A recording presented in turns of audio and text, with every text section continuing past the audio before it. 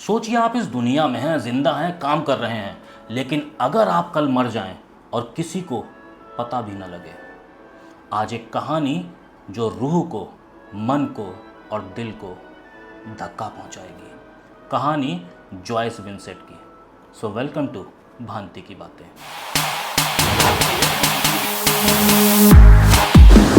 तो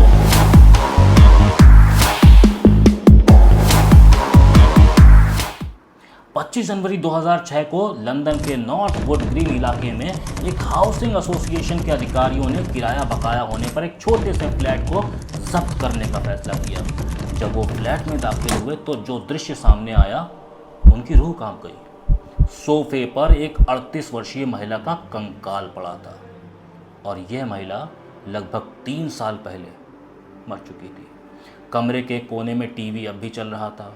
फर्श पर कुछ अनखुले क्रिसमस के गिफ्ट पड़े थे। किचन सिंक में बर्तनों का ढेर जमा था और दरवाजे के पीछे चिट्ठियों का पहाड़ था।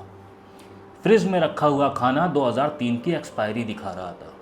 उस महिला का शरीर इस कदर सड़ चुका था कि पहचान केवल डेंटल रिकॉर्ड और पुरानी तस्वीरों से हो सकी। उसका नाम था जॉयस कैरोल विंसेंट और उसकी कहानी हमारे समाज की सबसे कड़वी हकीकत बताती है, अकेलापन। मैंने पहली बार जॉयस के बारे में तब सुना जब मेरी इंजीनियरिंग की जर्नी की शुरुआत हुई थी।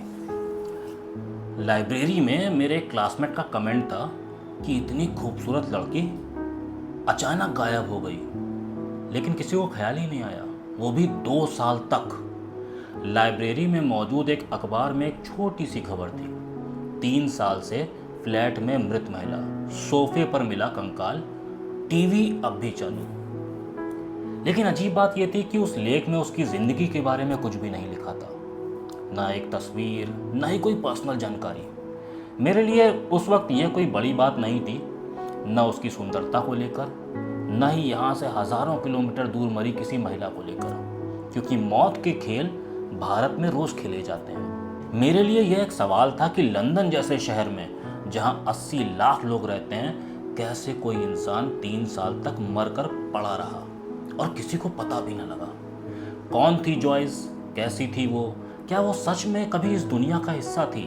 जब हाल ही में खबरें खंगालते हुए एक ऑनलाइन प्लेटफॉर्म पर मेरी नज़र जॉयस विंसेंट पर टिकी तो मैंने कुछ और मालूमात जुटानी शुरू की। जॉयस की मौत की खबर कुछ ही दिन में दुनिया भर के मीडिया में फैल गई थी।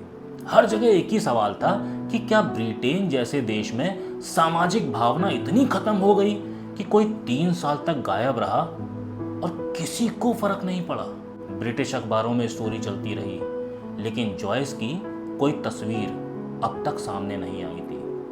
न उसकी मुस्कान, न कोई व्यक्तिगत जानकारी, जैसे वह कभी थी ही नहीं।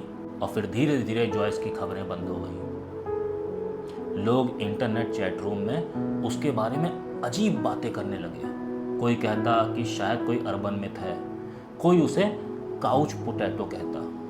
और सबसे दुख की बात तो ये है कि किसी को उसकी कमी तक महसूस नहीं हुई। ज़रूर बहुत घटिया इंसान रही होगी।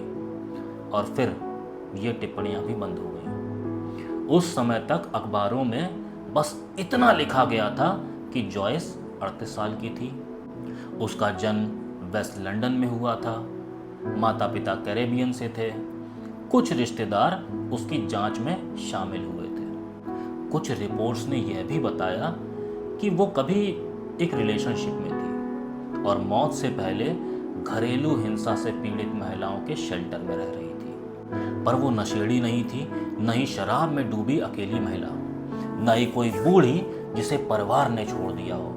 वह उस प्रोफाइल में बिल्कुल फिट नहीं बैठती थी जिसके बारे में हम अक्सर सुनते हैं कि ऐसे लोग तो मर ही जाते हैं अकेले। तो फिर सवाल था कि आखिर हुआ क्या? लिन फीदरस्टोन, जो उस वक्त हॉर्नसी और वुड ग्रीन की एमपी थी, यानी जॉयस के इलाके की सांसद, लिन ने पुलिस से अनुरोध किया था कि जॉयस की मौत की फिर से जांच हो, लेकिन पुलिस ने साफ कह दिया कि कोई भी आपराधिक गतिविधि नहीं दिखती। कोरोनर ने भी ओपन वर्डिक्ट रिकॉर्ड किया, यानी मौत का कारण अज्ञात। लिन ने कहा कि हमें नहीं पता कि जॉयस के अकेलेपन में उसका खुद का कितना योगदान था और समाज की बेपहचानी बेरुखी कितनी जिम्मेदार थी। उन्होंने लोकल काउंसिल, बिजली कंपनी, हाउसिंग एसोसिएशन को पत्र भी लिखे, पूछा कि इतनी देर तक अलार्म क्यों नहीं बजाया, लेकिन कहीं से कोई जवाब नहीं मिला और आया वो भी बेमतलब। फिर उन्होंने एक बात कही जो सीधा दिल में उतर गई। सच तो यह है कि जॉयस विंसेंट मर चुकी है, किसी ने उसे मारा नहीं और किसी को ज्यादा फर्क भी नहीं पड़ता। लोग कहते थे कि वो बहुत खूबसूरत थी, शायद इसी वजह से उसकी कहानी और ज्यादा दुख देती है, क्योंकि हमें लगता है कि सुंदर लोगों की जिंदगी तो परियों जैसी होती है। मार्टिन लिस्टर 50 साल का एक अधेड़ जिसने कभी जॉयस को डेट किया था, उन्होंने बताया कि मार्टिन और जॉयस की मुलाकात 1985 में हुई। मार्टिन एक शिपिंग कंपनी में क्लाइंट डील करता था और जॉयस उसके बॉस की सेक्रेटरी थी। उस वक्त वो सिर्फ 20 साल की थी। वो बार बार मुझसे ड्रिंक के लिए पूछती, लेकिन मुझे समझ में नहीं आता था कि वो मुझे पसंद करती है। मैं अब सोचता रहा कि कितनी अकेली है ये लड़की, और अब सोचता हूं कि काश तब समझा होता। जॉन लोनू, जो कभी जॉयस और मार्टिन दोनों के दोस्त थे, उनका कहना था कि मैंने अखबार में पढ़ा था पर दिमाग में आया ही नहीं कि ये वही जॉयस हो सकती है जिसके साथ मैं कुछ वक्त रहा था। मुझे बहुत ग्लानि है, मैंने उसे आखिरी बार 2002 में फोन किया था, पर फिर मिलने का वक्त नहीं निकाल पाया। जॉयस के पुराने स्कूल के दोस्त सबने एक ही बात दोहराई, वो खूबसूरत थी, मजाकिया थी और सबसे बड़ी बात, उसे गाने का शौक था। किर्क थोर्न, एक संगीतकार और 80 के दशक में जॉयस के दोस्त और मकान मालिक, उन्होंने कहा कि वो अकेली लड़की नहीं थी, उसके पास दोस्त थे, सोशल सर्किल था।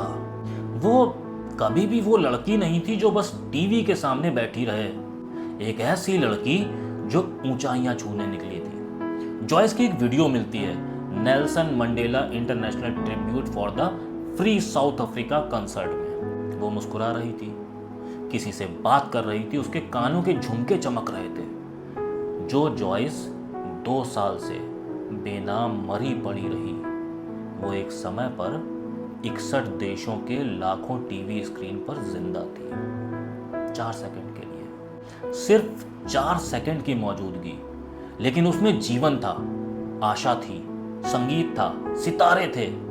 वो 26 साल की थी, खूबसूरत, महत्वाकांक्षी, भविष्य से भरी हुई। और फिर 13 साल बाद वो उसी दुनिया में मर गई और किसी को पता भी नहीं चला। 2015 की हार्वर्ड की एक स्टडी कहती है कि social isolation is as harmful as smoking 15 cigarettes a day. अकेलेपन से दिल की बीमारियों का रिस्क 29%, स्ट्रोक का खतरा 32% तक बढ़ जाता है। 2019 की एक स्टडी कहती है कि 61% young adults reported feeling seriously lonely at least once a week. तो जब इंसान के पास अपने मन की बात कहने वाला कोई नहीं होता, तो दिमाग खुद से बातें करने लग जाता है और कई बार ये बातें आत्मविनाशकारी होती हैं। अकेलापन दिमाग को हाइपर एक्टिव बना देता है, मतलब छोटी छोटी बातें भी खतरे जैसी लगती हैं।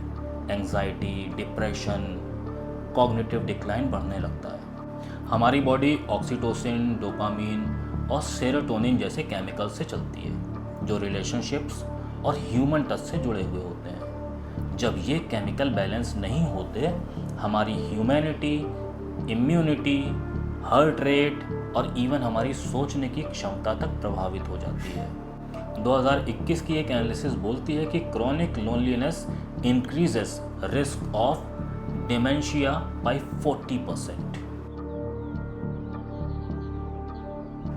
तो जॉयस विंसेंट की मौत सिर्फ एक महिला की मौत नहीं थी, वो समाज के उस चेहरे का आईना थी जहां कोई इतना अकेला हो जाता है कि 2 साल तक किसी को उसकी कमी महसूस नहीं होती। किसी को फोन कर लेना, किसी को मिलने चले जाना, ये छोटी बातें किसी की जिंदगी बचा सकती है। आज किसी पुराने दोस्त को कॉल कीजिए, किसी रिश्तेदार से मिलने जाइए, क्योंकि इंसान को ज़िंदा रहने के लिए सिर्फ सांसें नहीं चाहिए, साथ भी चाहिए। जिस युग को हम कनेक्टेड वर्ल्ड कहते हैं, जहां मोबाइल, फेसबुक, इंटरनेट ये सारी चीज़ें अवेलेबल हैं, वहीं किसी का मर जाना और 2 साल तक किसी को पता ना लगना सबसे बड़ा डिस्कनेक्शन है। इस वीडियो की रिसर्च करते हुए मेरे अंदर एक गूंज उठी।